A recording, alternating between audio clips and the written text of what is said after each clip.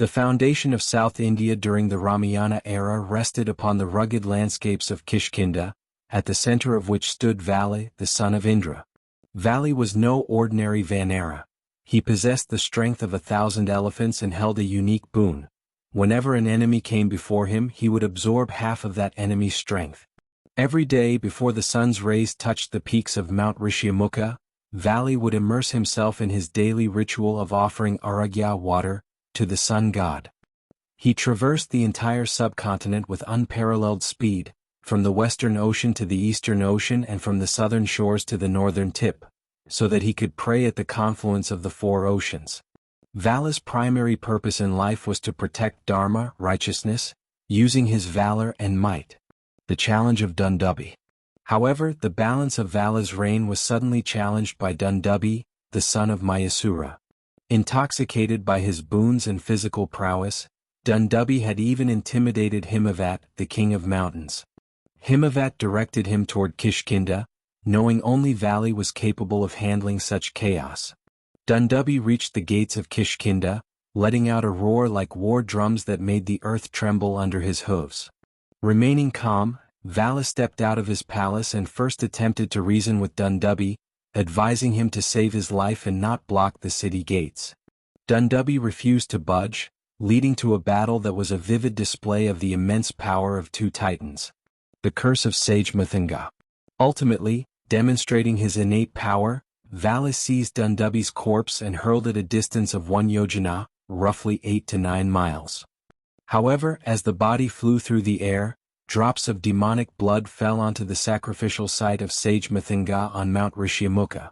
Enraged by this desecration, Sage Mathanga cursed Vali.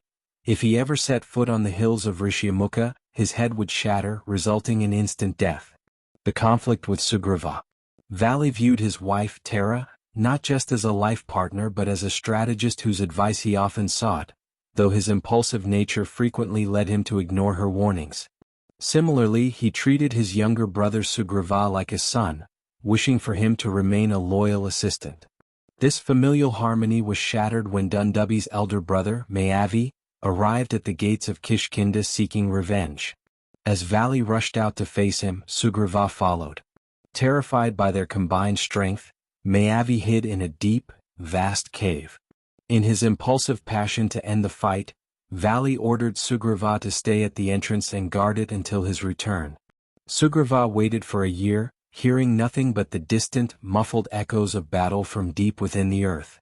Finally, when a thick stream of frothy blood flowed from the cave's mouth, Sugriva heard a victory cry that he mistook for the demons. Concluding that Vali had perished and fearing the demon would emerge to destroy a leaderless Kishkindha, Sugriva performed a desperate act. He placed a massive boulder over the cave's mouth, sealing it completely, and returned to the city in mourning. The great misunderstanding. However, inside the cave Vali had actually slain Mayavi. The blood belonged to the demon, and the roars were Vali's own victory declarations. When he finally struggled back to the surface and found the entrance blocked, he perceived it not as an accident, but as a calculated assassination attempt. Burning with rage and suspicion, Vali shattered the boulder into pieces and rushed back to Kishkindha. He broke down the palace gates and found Sugriva seated on his throne. Initially, Sugriva was overjoyed to see Vali alive, but his joy vanished instantly upon seeing Vali's face red with fury. Sugriva fell at his feet, pleading and explaining the pressure from the ministers, and offered to return the kingdom. But Vali, consumed by the flames of vengeance, refused to listen. The conflict turned into a brutal, one-sided assault. Vali drove Sugriva out of the city and pursued him into the dense forests until Sugriva fled to the only place Vali could not go, Mount Rishyamukha, protected by the sage's curse. The breach of Dharma. Vali returned to Kishkindha, but his anger did not subside. In this rage he committed a grave sin. He forcibly took Sugriva's wife Ruma for himself. This act of taking a brother's wife was considered a complete violation of Dharma, paralleling the abduction of Sita by Ravana. The conflict was no longer a mere family feud. It had become a cosmic imbalance requiring divine intervention. The alliance with Sri Ram. Sugriva's fate changed with the arrival of 2 forest dwellers, Sri Ram and Lakshmana. After losing Sita to Ravana, they reached Pampa Saravar. Seeing these two warriors from the safety of Rishyamukha, Sugriva was initially suspicious and sent Hanuman to discern their intentions. This meeting proved to be the catalyst for an alliance. Hanuman recognized Ram's divinity, and a pact was made. Sri Ram would end the fear of Vali, and Sugriva would mobilize the Vanara army to search for Mother Sita, proving divine power. Sugriva, still haunted by Vala's demonic feats, showed Sri Ram the mountain-like skeleton of Dundubi that Vali had effortlessly tossed away. To dispel Sugriva's doubts, Sri Ram performed two miracles. He casually flicked Dundubi's skeleton 10 yojanas away with his big toe. He shot an arrow that pierced 7 massive sal trees and returned to his quiver. This established that Sri Ram possessed the precision and power to defeat Vala's brute force. The final battle. The most significant strategic decision was to kill Vali from a hidden position, as Vali would otherwise absorb half of his opponent's strength. During the first challenge, the plan failed because the brothers looked so similar that Ram could not distinguish between them. Sugriva, nearly beaten to death, fled back to the mountain. Before the second encounter, Ram placed a garland of Gajapushpi flowers around Sugriva's neck to differentiate him. When Sugriva returned to the gates of Kishkindha, his roar was terrifying. Tara, sensing an ill omen, begged Vali not to go out, mentioning the alliance between Ram and Sugriva. But trapped in his ego, Vali ignored her.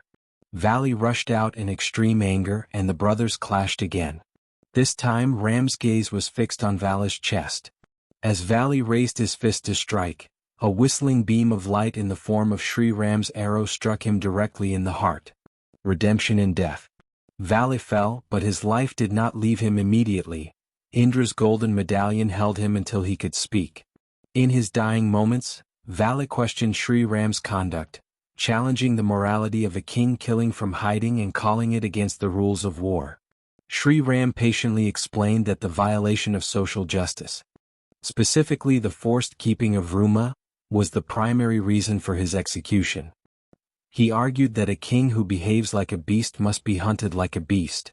At that moment, Vali recognized Sri Ram's divinity and repented for his sins. In his final breaths, he requested Sugriva to look after his son Angad, returned Ruma, and his soul merged with the divine.